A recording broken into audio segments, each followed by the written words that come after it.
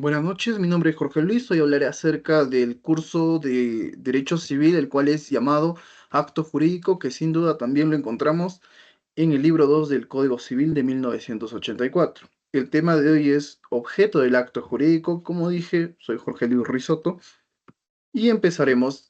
El artículo 140 del Código Civil da a conocer respecto a la definición del acto jurídico o también llamado negocio jurídico. Este es la manifestación de voluntad destinada a crear, regular, modificar o extinguir relaciones jurídicas patrimoniales. Los requisitos para su validez son cuatro. El primero es que la persona o el sujeto debe de tener plena capacidad de ejercicio. El segundo elemento requisito es el cual trataremos hoy. Consiste en que el objeto debe ser físico y jurídicamente posible. Y el fin lícito, que sin duda da a conocer de que no debe de ir esto en contra del ordenamiento jurídico, de las normas o de las leyes o de la licitud, por así decirlo. Y cuatro, la observancia de la forma prescrita bajo sanción de nulidad. Ahora bien, Jorge Luis, el artículo 140, inciso 2 del Código Civil existirá como definición dentro del Código Civil. Veamos. El objeto del acto jurídico debe ser física y jurídicamente posible. Amiga, date cuenta. Amiga, date cuenta. Amiga, date cuenta que sin duda, cuando el objeto es físicamente imposible y jurídicamente imposible, se configura que puede existir una nulidad del acto jurídico en cuanto al objeto. De tal manera que no podemos acreditar si esto puede existir o si esto puede ser parte o materia de una relación jurídica o de un contrato. Entonces, diremos, ¿no? El Código Civil define el objeto del acto jurídico. Tenemos que entender lo siguiente. El objeto del acto jurídico. Preguntas importantes y necesarias. La situación jurídica, la relación jurídica o el bien. El objeto es la situación, la relación o el bien. Veamos, ¿qué es lo que precisamente es el objeto?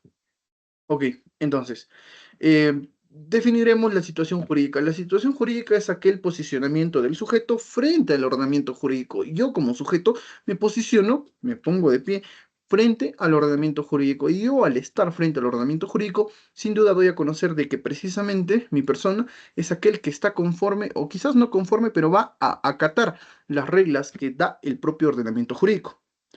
Mientras que la relación jurídica es la vinculación entre dos o más situaciones jurídicas, ¿no? Es decir, cada persona tiene un posicionamiento de tal manera que se puede inferir que existen muchas personas con diversos posicionamientos frente al ordenamiento jurídico. Y esa es una relación jurídica.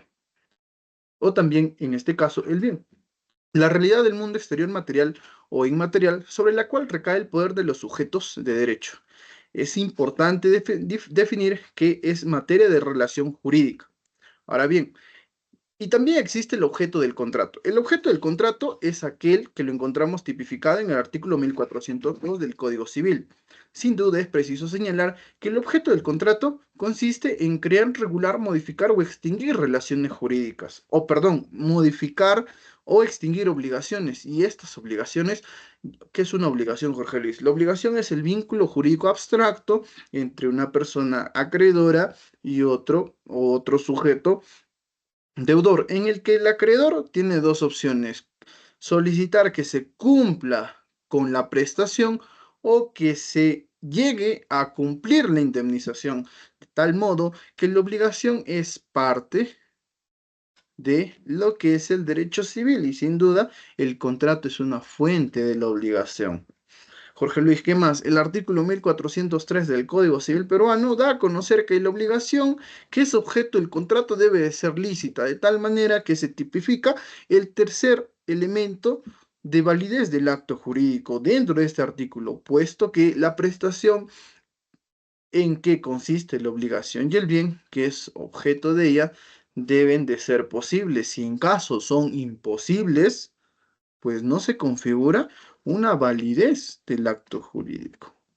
Finalmente, disponemos del objeto. Precisamos que la relación jurídica es aquella que va a establecer a dos sujetos, ¿no? Por ejemplo, en la parte inferior izquierda disponemos de dos señoras, de dos mujeres, por así decirlo, dos señoritas, que están pactando un contrato. Por lo tanto, existe una obligación. Y dentro de esta obligación existe una prestación y la prestación puede ser de tres tipos, en este caso, ¿no? Conforme a este esquema, prestaciones de dar, de hacer y de no hacer, que sin duda también están tipificados en el Código Civil en el libro de obligaciones.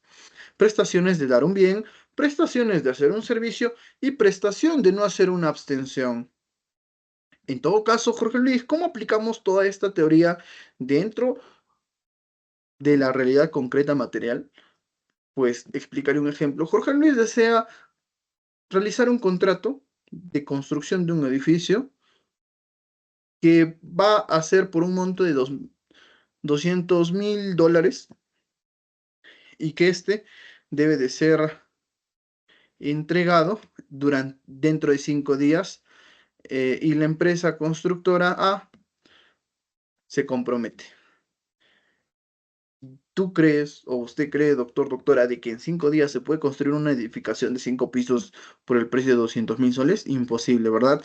Por ende, se cataloga que el objeto del contrato, que viene a ser esta edificación de 5 pisos, es imposible físicamente, puesto que no se va a poder construir, y jurídicamente también, porque va en contra de las leyes físicas, por ejemplo, llegar a, un ejemplo, ¿no? Llegar a construir esto en 5 días, imposible, muy complejo.